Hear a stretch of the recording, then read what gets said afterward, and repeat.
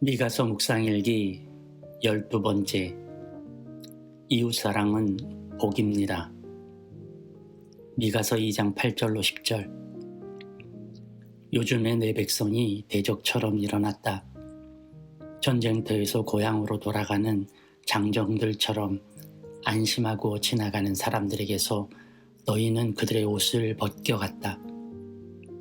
너희는 내 백성의 아내들을 그 정든 집에서 쫓아냈고 그들의 자녀들에게서 내가 준 복을 너희가 영영 빼앗아 버렸다. 썩 물러가거라. 여기는 너희의 안식처가 아니다. 이곳은 더러워졌고 끔찍한 멸망을 당할 수밖에 없다.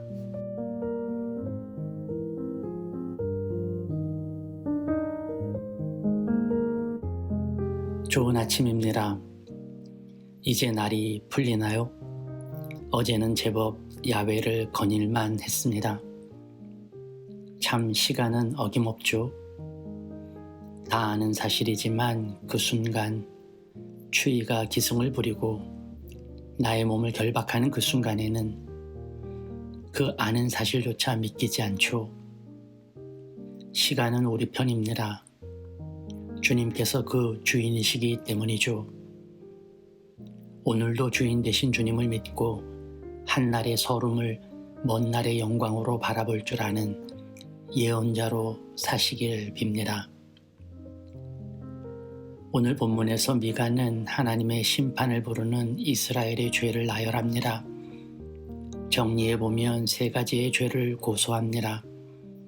그 첫 번째는 전쟁터에서 돌아오는 장정들의 옷을 벗겼다고 하죠. 어떤 전쟁터였는지 그리고 그 장정들은 누구인지 정확히 알 수는 없습니다. 다만 장정들이 안심했다는 것으로 보아 두려움에서 벗어나 이제 안전하다고 느낀 것 같아요. 이는 전쟁터에서 승리하고 돌아온 이들의 모습은 아닌 듯하죠. 아마도 폐잔병 혹은 피난민들이 아닐까 싶습니다. 그런데 그들의 옷을 벗겼답니다. 약탈을 한 것이죠. 아마도 장정들은 믿는 도끼에 발을 찍힌 것처럼 황당했을지도 모르겠습니다. 이를 하나님은 이스라엘을 심판할 죄목으로 선정하셨습니다. 다시 말해 가장 힘이 없고 도움이 절실한 이들을 돕기는커녕 등쳐먹은 것이죠. 가진 자, 권력자들이 없는 서민들의 등골 빼먹는 것과 같은 형상입니다. 두 번째는 여인이고 세 번째는 자녀, 그러니까 어린아이들이죠. 이는 첫 번째와 마찬가지로 가장 힘없고 누군가의 보호를 받아야 할 이들의 대명사입니다. 혹시 오해하실까봐 말씀드립니다만 여인들이 남자의 보호를 받아야 하는 존재라는 의미는 아닙니다. 당시를 보건대 여인이라는 대명사는 보호받아야 할 존재로서 표현된 것일 뿐임을 말씀드립니다. 요즘은 남녀의 문제가 아닌 성별을 불문한 보호받아야 할 이들이 존재하죠. 너무나 당연한 말씀처럼 들립니다. 우리는 누군가를 돕고 누군가의 방패가 돼 주어야 한다는 말씀을 많이 들어왔기 때문이죠.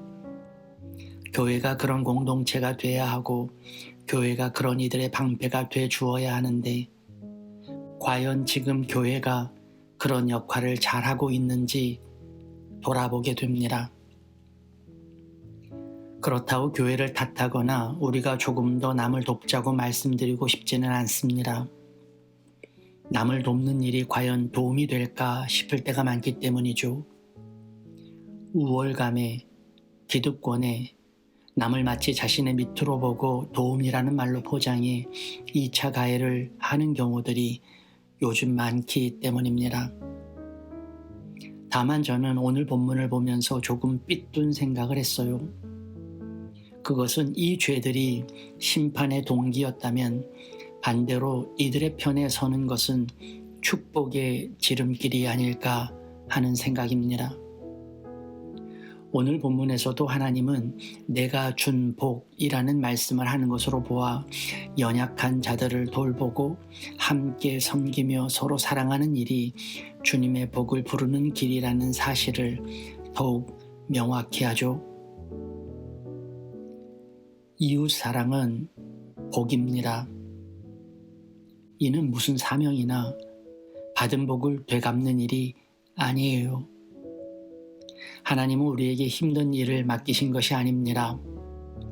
복 주실 일을 맡기신 겁니다. 복 주실 통로로 사명을 주셨죠. 그것이 바로 이웃 사랑입니다.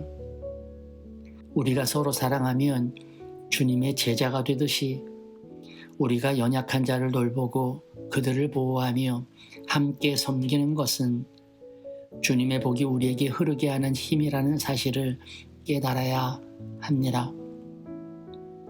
하나님을 사랑하는 것은 하나님 좋으시라고 하는 것이 아닙니다.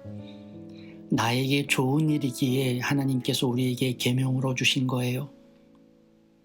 이웃 사랑도 마찬가지입니다. 이웃을 위해서이기 이전에 나에게 복 주시고 은혜 주시고 주님의 도우심을 주시기 위해 이웃 사랑의 계명을 주셨음을 기억해야 합니다. 그래서 이웃 사랑은 나에게 복입니다.